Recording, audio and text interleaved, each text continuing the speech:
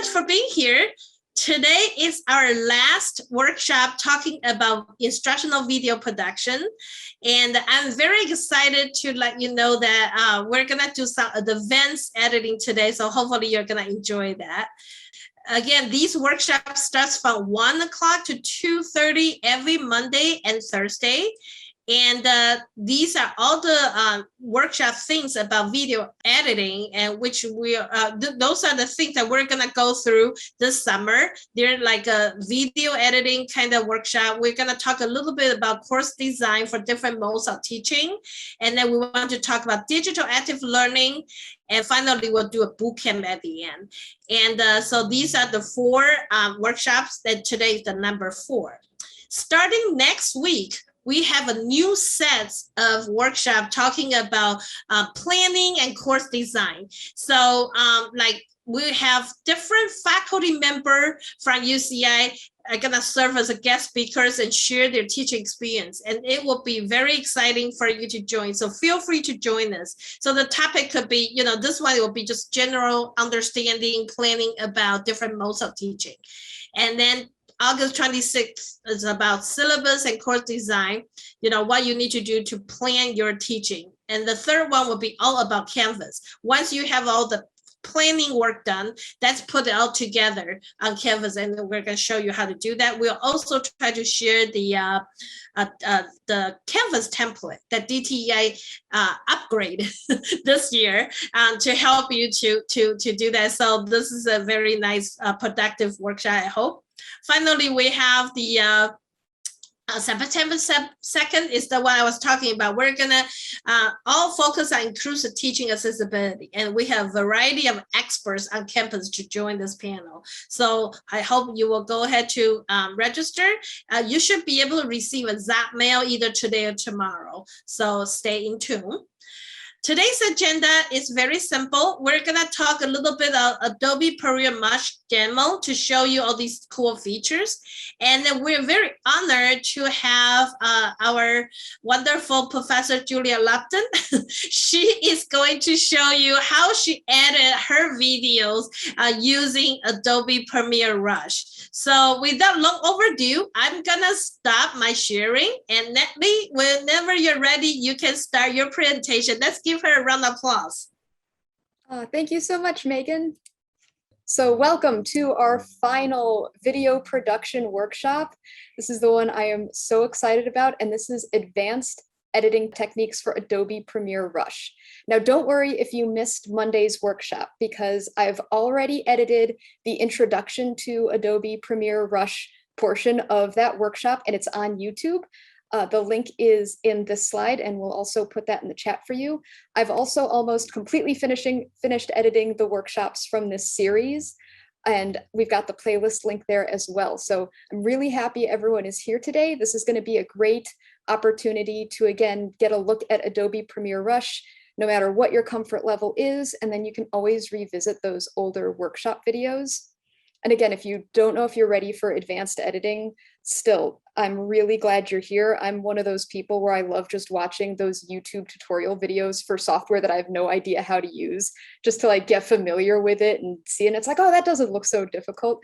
So I'm going to kind of be going through how I edit workshop videos or how I edit Zoom videos, since I figure that will be very helpful to a lot of our faculty who maybe are creating their own lecture videos over Zoom. So let's jump right in. As always, I've got to put in the how do you download Adobe Creative Cloud slide.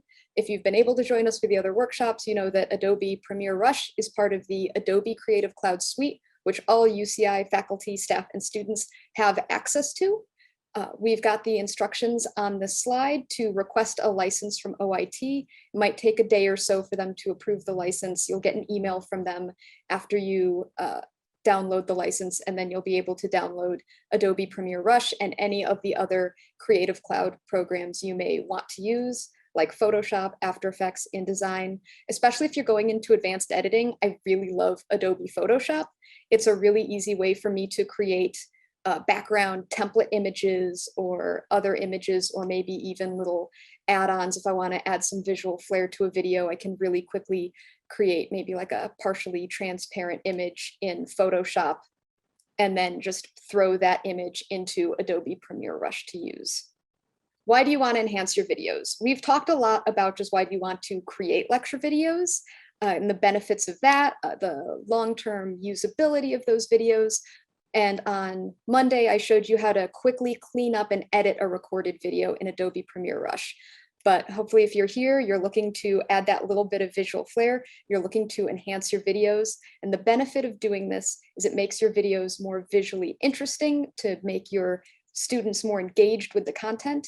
You again can continue to improve your videos. You can take a video maybe you already edited and then continue to add on little pieces as time goes on. Or maybe if you find a new graphic or a new kind of cool thing and you're like, oh, this would work great in this lecture that I recorded last year, you can take that edited video and add in that new piece. And again, the more you kind of finesse and work with these videos, the longer you can use these in your class. And again, once then you've created your video, you don't need to re-record it again. It might take a little time up front, but then you get to keep using that class after class. And as I've mentioned before, videos I edited almost 10 years ago at the start of my UCI career are still being used. They're still really high quality. And so those instructors never had to re-record those videos. They've gotten almost 10 years of usability out of them. And some of the advanced editing techniques that you're going to want to use, and you don't have to use all of these, but when you're looking to edit a video and you want to add that little extra oomph, some of the options you have is to add an animated intro or an outro, in which case in Adobe Premiere Rush, there are a lot of pre-made, really cool animated intros that you just drag and drop onto your video. They're really cool. Editing between different video tracks, as I talked about, if you record your Zoom lectures to the cloud and have Zoom record your shared screen and your webcam separately, then when you're editing, it makes it a lot easier to be able to go full screen on slides, full screen on webcam. It allows you the flexibility to kind of break up your video visually and choose what you want your students to see.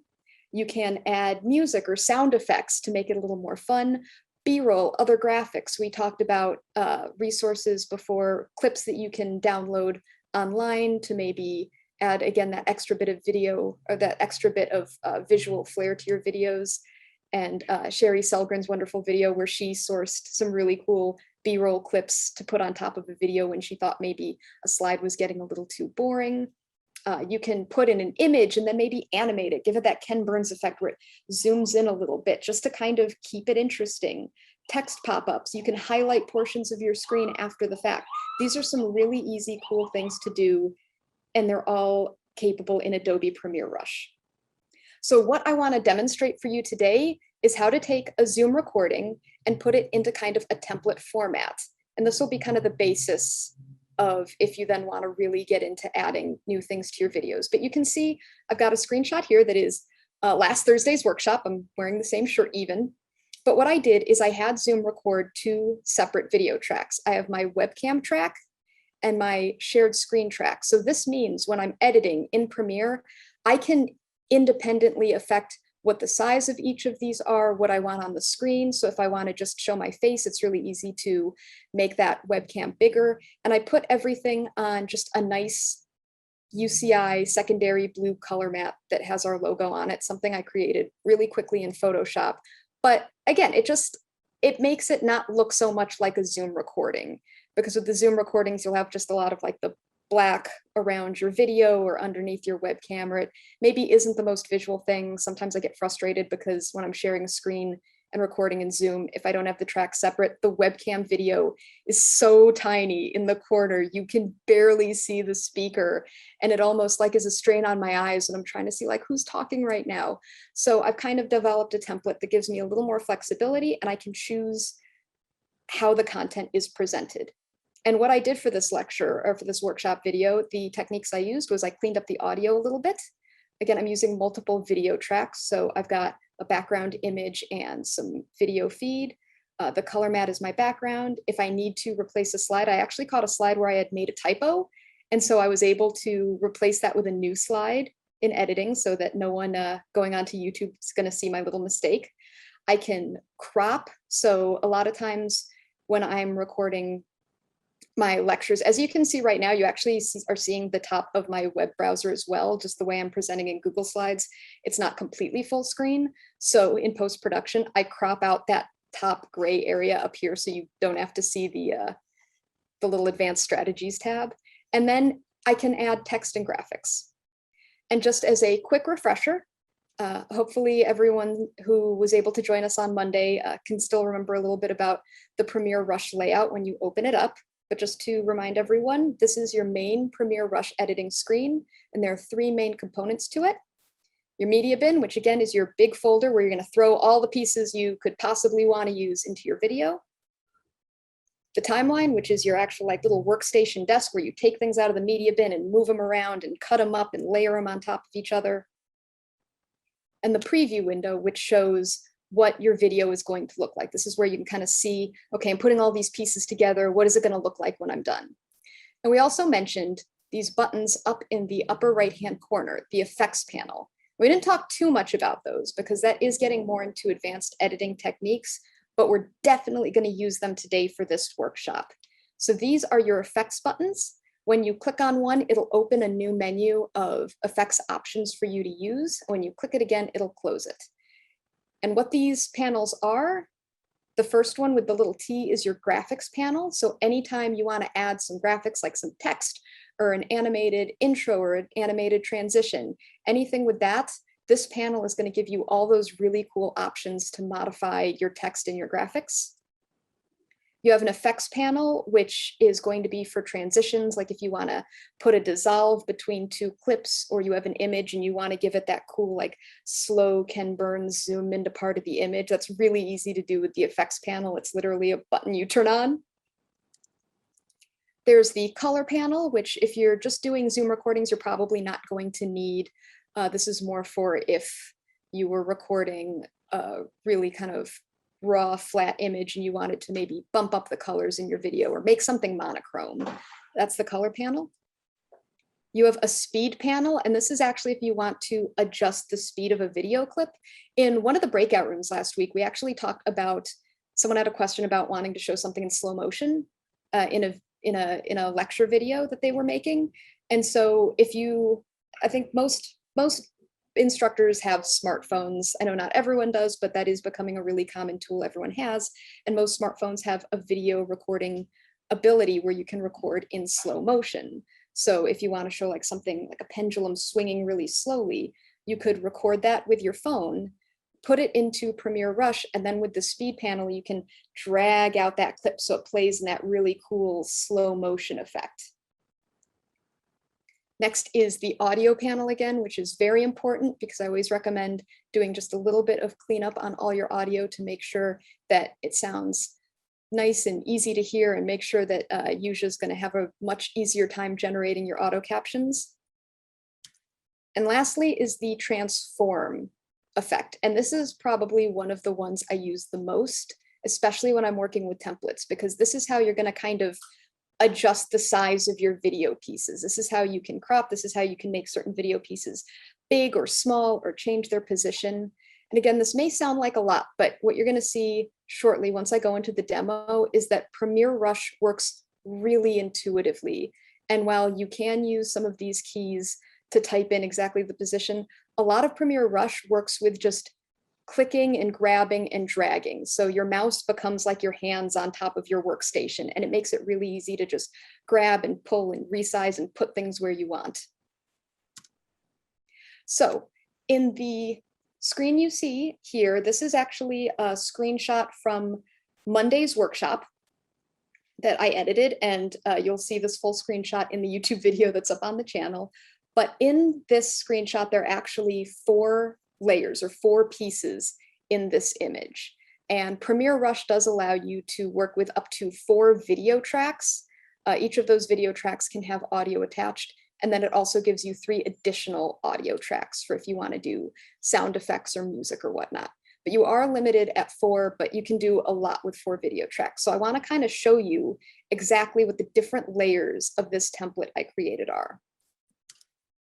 So first is the background image that I mentioned, this UCI kind of secondary blue with the logo. And it's an image that looks like this. This is what I created. It's just a solid color with our logo at the bottom. And that's going to be the very bottom layer of my video. On top of that, I put my shared screen. And again, because I had Zoom record my shared screen and my webcam separately, this is its own video. Next, I have my webcam, and the webcam is on the webcam layer I have on top of my shared screen layer, but because they're not overlapping, it doesn't really matter what order they go in. I'm just talking about the order of the layers because it kind of is like a workstation. When you put something on top of another layer, it's going to either cover that layer up or obscure part of that layer, but those two aren't touching, so they're not affecting each other. And lastly, I added a graphic to this video. One thing I didn't realize in Monday's workshop was that although when I shared my screen, I was sharing my sound, Premiere Rush was only outputting sound to my headphones. I needed to specifically tell Premiere Rush to send audio to the Zoom recording. So while I thought everyone could hear my video, they could not, and the sound of that wasn't recorded. So I put in just a little text pop-up in post-production saying like, hey, this is what happened, since I didn't know what was going on at that point. And in the timeline for this video, it's going to look like this. So when you're working with these multiple pieces, which if you're getting into advanced editing, you're definitely going to have multiple tracks, but you can kind of now see what that looks like on your workstation. On my bottom layer, my first video track, I have that image. My next video track is my shared screen. On top of that, I put my webcam, and then any additional graphics I have on my top video track. So it really is just this layering effect when you want to build these really cool videos. And that top video 4 track, that's where I'll put graphics. If I wanted to replace a slide, that's where I'd put the new slide. If I wanted to add a B-roll clip afterwards, that's where I'd put the B-roll clip. So that's kind of like the cherry on top of the cake, or the cupcake, or what you will. So we're going to get into Premiere Rush really quickly. I just wanted to remind everyone, these are the main shortcuts you're going to need, and these are still the main shortcuts I'm going to use in my demonstration. The split clip or add edit is going to be your S key. When we want to play and pause our video, it's going to be the space bar. When we want to zoom in and out of our timeline, we're going to use the plus and minus keys. So those are still going to be the most important keys, even with these advanced editing techniques. So I'm going to stop sharing my PowerPoint slides. So then let's go in and let's edit a video together. I'm going to open Rush, and I'm going to start a completely new project. So just like we did on Monday, I'm going to hit this create a new project button. And it's going to bring up my full computer of folders and documents and everything I have. I created a folder for today's workshop since I'm going to edit Monday's lecture, which is the B3 lecture of this series. And I am going to select, here's our speaker, our webcam view, and our shared screen view. And when I downloaded these from Zoom, I renamed them so I know what they were. Because when you download them, it just wants to give you like G and the date and a string of letters. And that's, again, where it can get confusing. So when I downloaded them, I made sure to change them to B3 shared screen and B3 speaker, just so I knew what I was working with. So I'm going to hit create. It's going to prepare media. Oh, and I realize I put in the wrong track. So I'm actually going to delete that because even I can still make mistakes, and I had a little bit of an issue downloading the speaker view or the shared screen view the first time. So let me navigate and find the correct.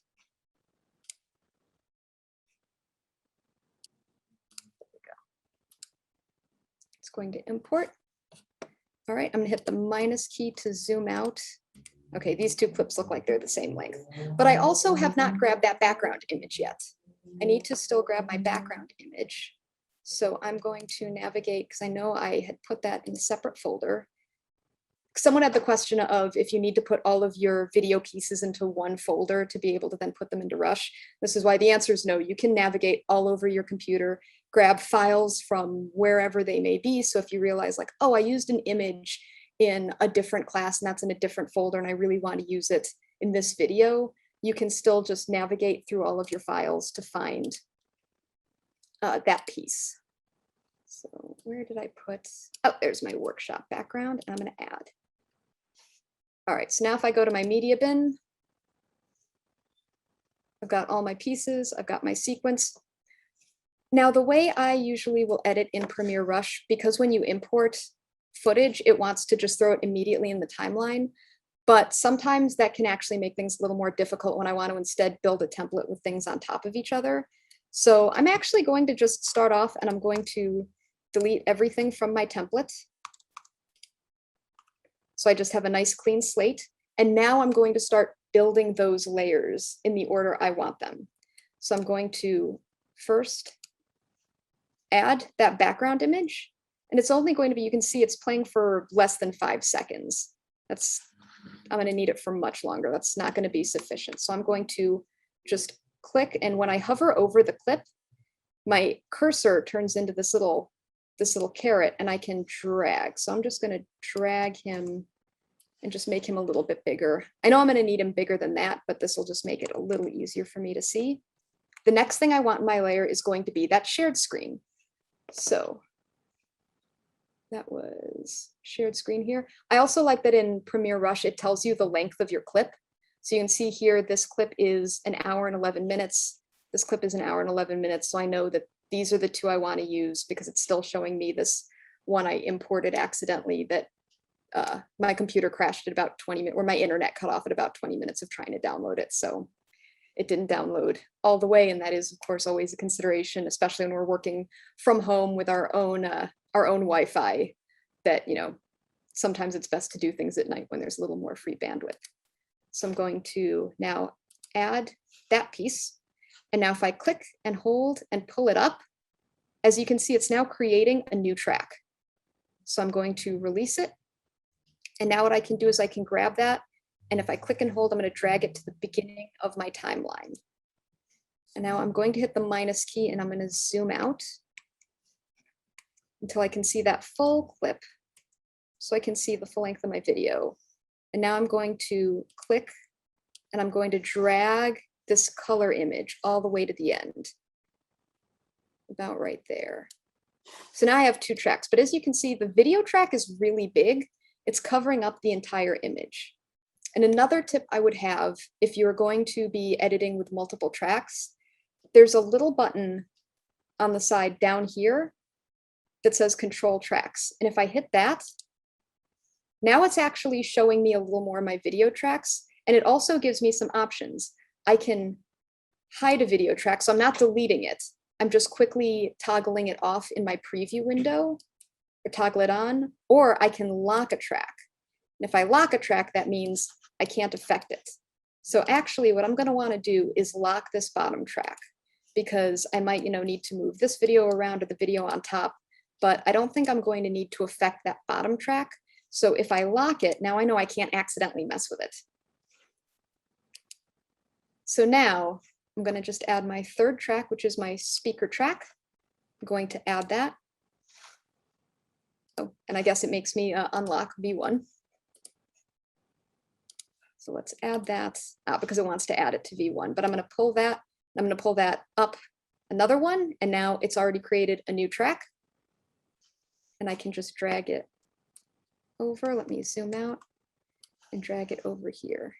And again, the nice thing, if you have Zoom record these different video tracks, they're still going to be exactly the same length. So when you put one on top of the other, they'll be perfectly synced. You don't have to worry about like, oh no, is the audio from my webcam track not going to match up with my shared screen track, but they're going to snap into place. And so I always recommend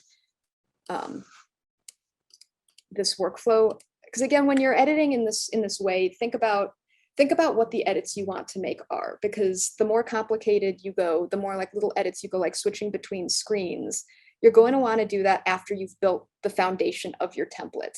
You kind of want to think of, what do I need to do first? What do I want to affect my entire video with? Like the template, I want my entire video to start out that way. And then I'll decide maybe when I want to cut the tracks.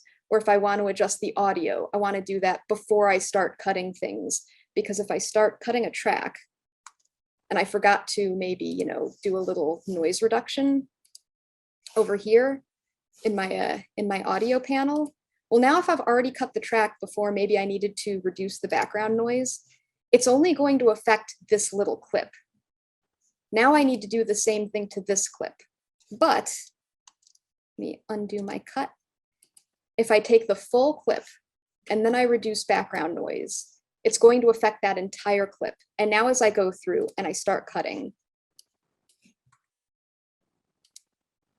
what I just did is going to stay on both clips. So it's kind of this buildup you want to think of what do you want to affect the entire clip, what do you want to affect the entire video, and then just as you build up, what then do you want to just do a little portion of. But I haven't finished building my template, so let me hit Command Z just to undo that cut.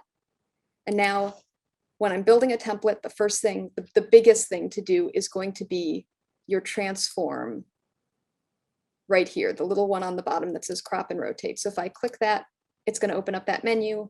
If I click it again, it's going to turn that menu off. And what this means, I love that there's this option in the middle called scale, and it has maintain proportions turned on. And scale really means I've got this video and it's really big, and I want to scale it down. I don't want my webcam the full view of the video the entire time. So if I grab one of these little toggles, I can start pulling it. And you see it's going to affect the width and the height together. So it's maintaining proportions. So this is how I'll first grab that webcam track and make it small. And now while you could then change its position with these toggles up here, you can also now just click on your preview window. And when you click on it, you see it kind of brings up this little border with these little dots. Now I can just click and hold and drag my video, and I can also scale it with the 4 little corner dots. I can click and drag and scale it. And so when I said before that it does become kind of intuitive because it is like just putting your hands on and taking your pieces and moving them around with your mouse, it really does work like that. I can maybe just click, drag that, make Dr. Wong small, and click and hold and just drag that video piece up into the corner. But I'm still not seeing my background, my blue track, this first one down at the bottom, and that's because my slides are still really big. So now I'm going to affect those. I'm going to do the same thing. I'm going to click the slides. And remember, you want to make sure that you have the clip you want to work with highlighted. So when I was using the video clip, I had selected my video track, and then I could click and move the video around. But now I want to affect the slide track. So I need to make sure I've got the orange box around my slide track in my timeline. And now I already have the transform window up. And since I have that selected, now when I do maintain proportions, it's going to affect the slide view. And now I'm going to click and drag that. And I had mentioned before, just the way that I had been presenting my slides, I've got a lot of kind of dead space around my slides that I don't want to show. And so down here, right under maintain proportions, you have this crop feature where I can, just using these toggles again, drag down the top. And this is also helpful if you've got that unwanted information. If, for example, you were showing maybe your full desktop and you had some icons on your desktop you don't maybe want to show, or some information on a note you don't want to show, you can use the crop tool in that transform to really just crop into your slides or hide a portion of your video track. All right, so I've cropped it. Now it looks kind of small, but I can once again either use maintain proportions or just still click and drag these little circles on the side. And I'm just gonna work through and kind of adjust how I want my screen to look. So maybe I want my slides a little bigger, and now I don't like the way my webcam is positioned. So I'm going to maybe click on that and scale that down and drag that over here. And the template's done now. So as you can see, it's affected the entire video, no matter where I click in my timeline and have my playhead follow.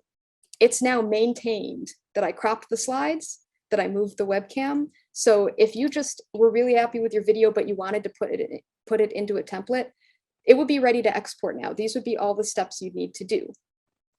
However, there were times maybe where I was talking and I don't want to show my slides. Like maybe when let's see, when I was showing my intro slide, maybe I don't want that shown. I want to go full screen. I want to go full screen on my webcam so I can address my audience. And now this is where we're going to start using that edit key, those scissors, to kind of start cutting and arranging the different pieces we want in terms of what content are we seeing, what content are we not.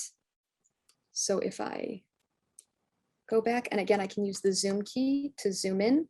If I want to start advancing my video one frame at a time, it's just the arrow keys. So if I was maybe back here and I want to get that very first frame where I'm showing my slide, I can really zoom in and use those arrow keys. So right there, then if I hit the split clip key, I'm gonna now just highlight the shared screen, hit split clip again, and maybe, let's see, oh, and that's where, and now I wanna go back to my template when I'm sharing this why do you wanna edit videos slide, but I don't wanna show my shared screen when I'm showing just that title slide. So I just kind of position the playhead roughly around where I wanna go. And then I'm just going to advance right there. That's where I wanna go back to my template. So I'm gonna hit the S key again, highlight my webcam, hit the S key. So now I've taken those scissors and I've cut these two tracks. So what I can do now is I can actually just delete the shared screen track, grab my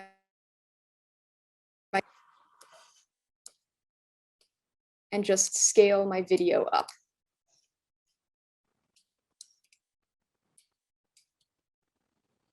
And so now when I play my video,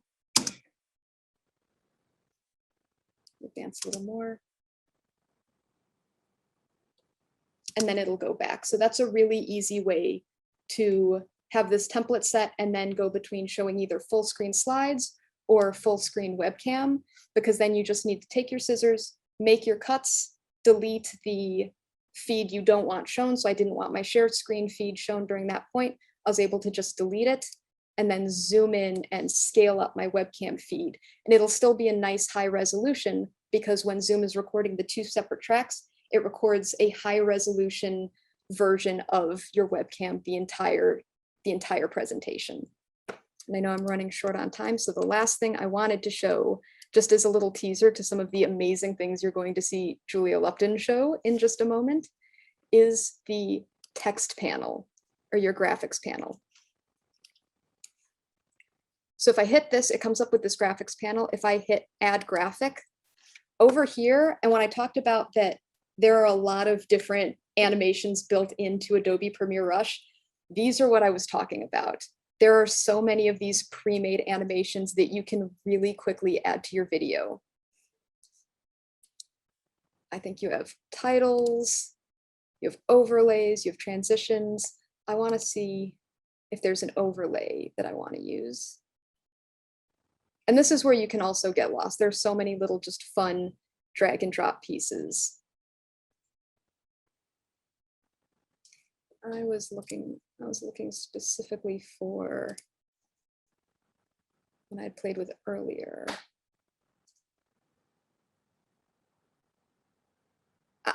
The call out.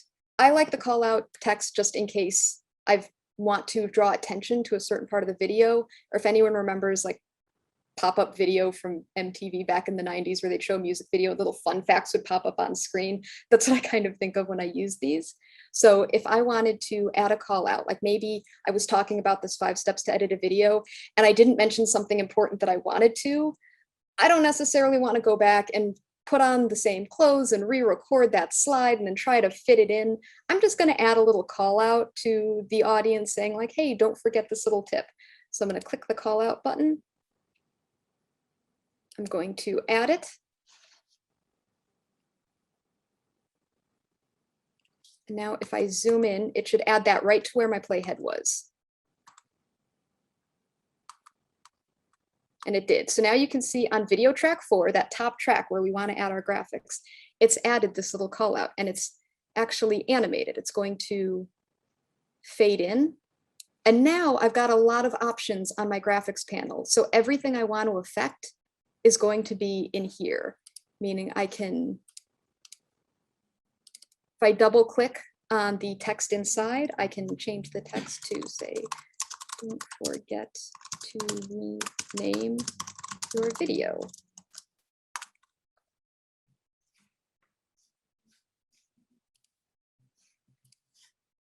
I can change the shape, or I can change the color of the text box. So if I don't like that orange, or if I'm using a certain color scheme with my class, I can just pick a different color. I can change the circle, I can change the lines. So all of the colors and all of kind of the little effects of these graphics are all adjustable in your graphics panel. So if you look at one and you're like, oh, I really like this graphic, but I hate those colors, or I hate the way that it dissolves in, you can change those. It's all really easy, but the basic animation is built in.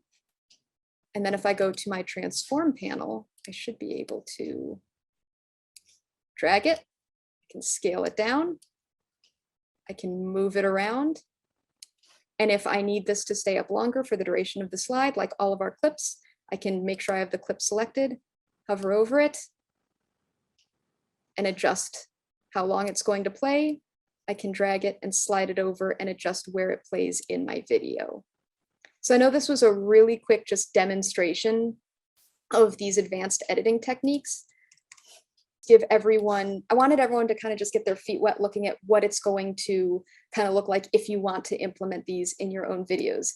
And the more you practice with it, the quicker you'll pick it up. So I know I've gone a little bit over my time, but we started from scratch and we built a complete template and we added a little call out in about 10 minutes. And if that's all I need to do, I'm now ready to export my video. And I think it looks a little nicer than if I had just taken that raw Zoom recording and given it to everyone and said, you know what, I made a lot of mistakes, but I don't want to edit it. So watch it, and it's too long and I lost my place and there's some things I didn't mention, but that's all I want to do. Instead, you can start really finessing these videos to really add that little bit of visual flair. And I think if you do kind of get the feel of Premiere Rush, you are going to get kind of addicted to playing with this because it is really fun. And I see Julia nodding her head because I think she's probably learned the most about Premiere Rush in the shortest amount of time, because it is fun to kind of build these videos and then play around and see what you can do. So I am going to just share my slides one final time.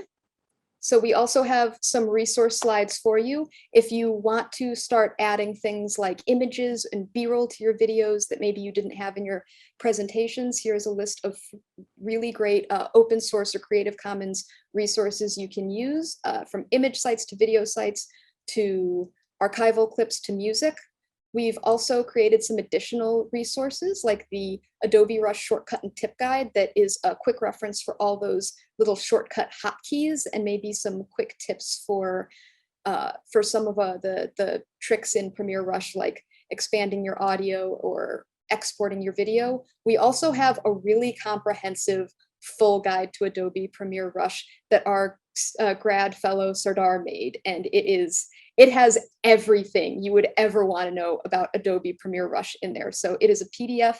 I recommend everyone download that. And it's got a really great appendix at the front too. So if you just want to look up just one thing really quickly and you don't want to sift through the entire guide, he has it really wonderfully laid out for you to quickly find literally anything you'd want to do in the program. And with that, I'm going to now turn it over to Julia Lupton, who is going to showcase the incredible things she has done in Adobe Premiere Rush. Well, thank you, Natalie. And I always learn new stuff when I watch you demo these things. So that was really just fantastic because there's so many functionalities and also just different ways to attack the same problem. And that was really, so it was really fun to see you do that work. And I had learned how to use Premiere Rush a year ago, this really right around the same time with Natalie, when I was getting ready to record my lectures for the fall for Humanities Core. Amalia is here from Core. So the idea that I would now be presenting an advanced tutorial is kind of indicates that it's not that hard to learn how to do this. And it is really fun. So I'm going to show two very short videos that demonstrate some, although not all, of the bells and whistles that Natalie just demonstrates. Let me have the first slide, but don't play it yet. I just want to talk about it for a second. So I'm running an internship program for the English department in which we place English majors in different marketing and communications jobs around campus. And our first quarter was spring 2021. And I wanted to then begin promoting fall 2021.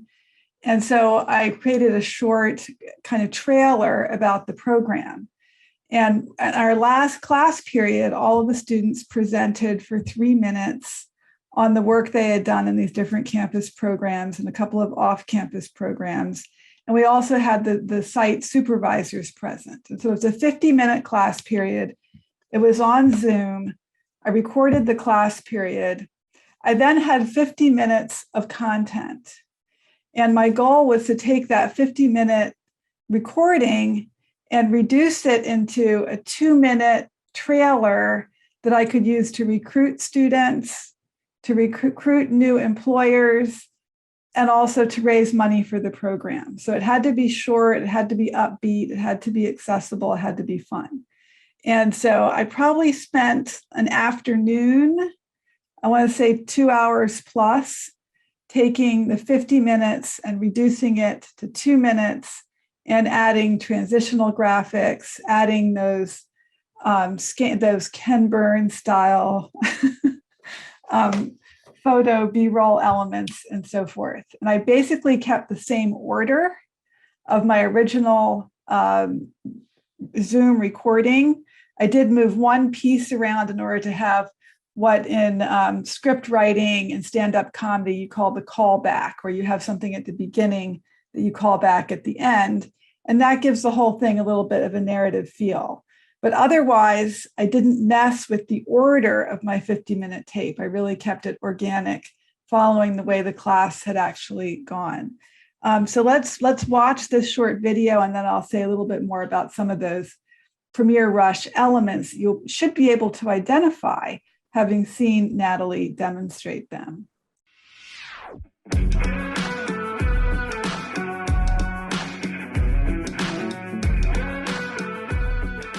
And a question I would say is safe to say we English majors get a lot is, what are you going to do with your English degree?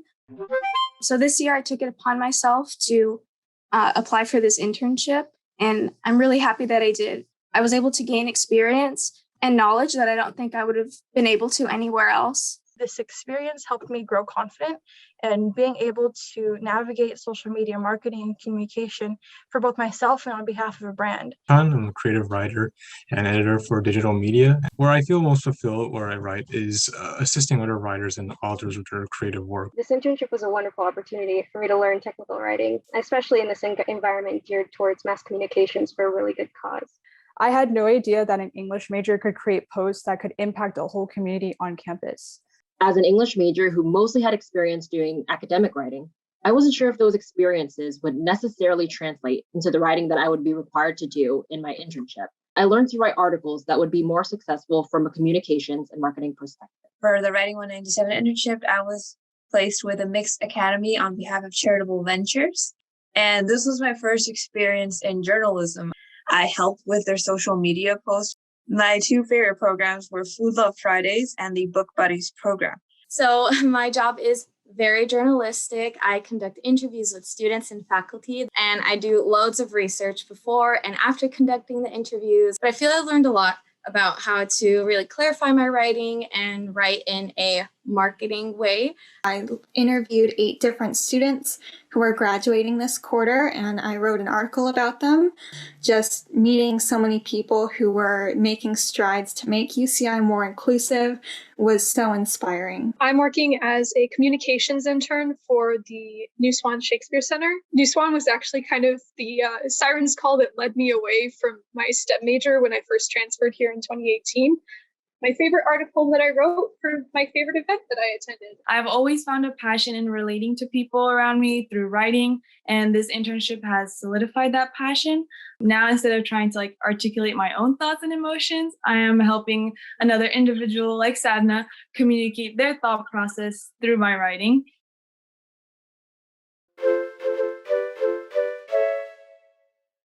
It was a pleasure having Sophia as part of our team. Shiri was very conscientious and professional, and I really appreciated her help. I loved having Jezebel so much so that we're keeping her for next year. Students learn not just the skills of the actual job, but the interpersonal skills, the time management. This program, like, I feel like I'm going to tear up. I believe in this program, and I'm so grateful to have been a part of it. And for me, I'm new to mentoring. So we both kind of had the experience of giving each other feedback and growing from this. I was an English major myself. I'm so grateful to be a part of this internship, which really is speaking to exactly what, I forget who said it at the beginning, but you're going to get a lot of what can you do with that degree?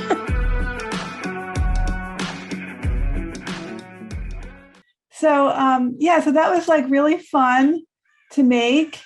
It looks really complicated because so many different people are featured there, but I didn't have to interview individuals and then put all of that together. I had this great source file that already had 11 students and 11 supervisors. I cut a bunch of the supervisors because the students are really the main event. And it was just such a great asset to be able to have that. The hardest part was really getting it down to 2 minutes. And so I really start with my base, looking at that layer cake that Natalie built for us. For me, the base is the audio visual track with the human faces in it. And I want to get that down to my 2 minutes. And that's hard because everything the students say is interesting to me, but it's not all going to be interesting to an audience. So I have to be really tough with myself and really kind of boil that down. And then once I get it to that 2 minute length, I start thinking about my intro and my outro. So I did use one of the Rush pre-designed animated title sequences, and I used it twice. I used it at the beginning, Meet Our Interns, and then I used it in the middle for Meet Our Mentors. I also, there's also a little sound menu that you'll see in Rush. And so I added some music, and I also added like some little sound, do, or some kind of like flourish, trumpet flourish. Those are, I think those are part of Rush. I know I also pay a little subscription fee to get more of that stuff because I'm an addict. But you can do and add interesting little sound notes and sound details to your work as well. And then I also added the images, which were just still images. Some of them I found myself, some of them I just asked students, please send me your sample work. And I just put those on top of that. Again, for me, the base layer is the talking head. It's called Speaker View in Zoom. And on top of that, I use the stills with the Zoom pan and zoom feature. So that it looks complicated because there's so many different speakers. And if you were assembling this journalistically, it would be an impossibly complex text, and you have separate Zoom recordings for each student and supervisor. But I had everybody in the room together. And so now I'm going to do that. I'm teaching the class again in the fall. We're also going to have a final session. And I'll probably make a new video about this new group of students, and I'll really know what I'm doing because I did it already in the spring. So that was my first example. Shall I go to the second one, Natalie? Okay, so the second one is I created for DTEI for one of your showcases this past year, I think. And in this case, I took a 20-minute lecture on Romeo and Juliet that I created for my class. And I reduced that to about 4 minutes for DTEI, because I knew that the audience here would primarily not be interested in Romeo and Juliet. They would be interested rather in some of the techniques that I use in creating effective lecture videos. And so some of the things you'll see, again, an intro using a Adobe graphic. You'll hear, I think, a sound effect. It might be a doorbell. You'll see that I incorporate a little bit of a video clip from a Globe Shakespeare production and another video clip from Gounod's Romeo and Juliet, I believe it is. And you'll also see that I interviewed an expert about a topic that I don't know enough about, which is the musical references in Shakespeare. And then I put all of that together. I've got a bunch of different files. My base file is still me talking. For me, that's the central strand. And then I break that up with my clips, with my guests, and I also overlay it with images when I think people might be tired of seeing my face talking all the time. So let's look at this one.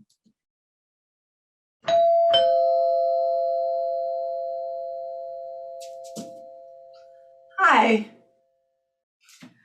I made this little movie today to share some of the things that I like doing when I create lecture videos for my students. They include having a sense of entrance, having a sense of beginning and end, often with a callback, incorporating clips in the form of both Shakespeare productions and experts that I can interview on Zoom to increase my knowledge base and build the world of my students. I hope you enjoy it. Is that the lark or the nightingale? That's what the newlyweds argue about the morning after they secretly consummate their marriage in Juliet's bedroom. Yesterday was a big day for our lovers. They had married at noon, and then Romeo killed Tybalt on his way home from the secret wedding. They consummate the marriage anyway, in the full knowledge that Romeo has been exiled on pain of death and will have to leave his new bride.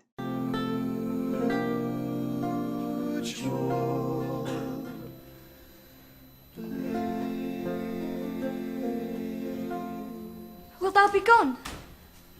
It is not yet near day. It was the nightingale and not the lark that pierced the fearful hollow of thine ear. After I show the full clip, I go through the passage image by image until I get to a reference to some obscure musical theory. And at this point, I decide to bring in an expert. And I'm going to demonstrate for you what that sounded like using a recorder, a woodwind instrument that was very popular in Shakespeare's day, probably recognize it. So as you might guess, division works by dividing up musical intervals.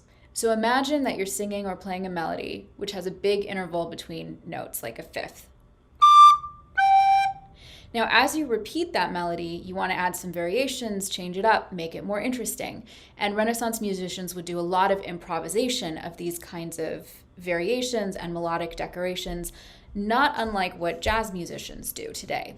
So one way to ornament this interval with divisions is to divide up the notes so there are smaller intervals. So we go from this to this, or pretty interesting, right? In fact, this scene becomes an actual duet or song for two voices when the play is adapted into opera, a form of musical theater. Let's hear just a little bit of this operatic duet together.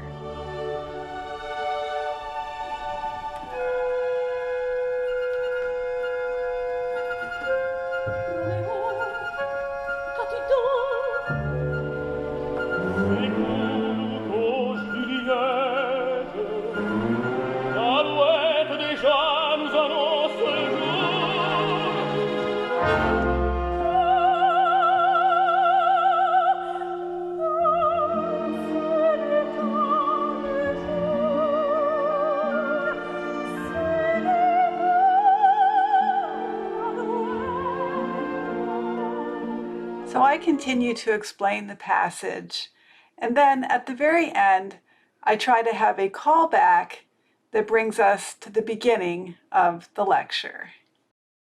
And by the way, the bird song you heard at the beginning, I chose the nightingale and not the lark. See you soon.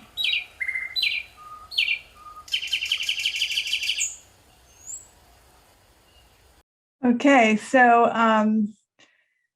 you can, I think, see a bunch of those techniques there, incorporating clips. You also saw transitions, which are fun to do in your transition panel. Use of the graphics, the animated graphics, Some things are designed in PowerPoint and then imported, but some stuff is done right in Creative Rush, or in Premiere Rush, Creative Suite. So it's a lot of fun. And you can make things that really connect with your students. Like Natalie does, I often like to be full screen with my face, and then sometimes full screen with the PowerPoint, and then sometimes sharing the screen between the PowerPoint and the talking head. And breaking that up, I think, indicates that at certain times in your presentation, your focus is on connecting to the students. At other times in your presentation, your emphasis is on stepping back and really emphasizing the facts or the material or the quotation at hand. And so it's just a wonderful kind of tuning of attention, your own attention and the students' attention, using these very powerful but simple tools that the program and other programs, you can do this in Camtasia as well, but this is the one that I've ended up investing in.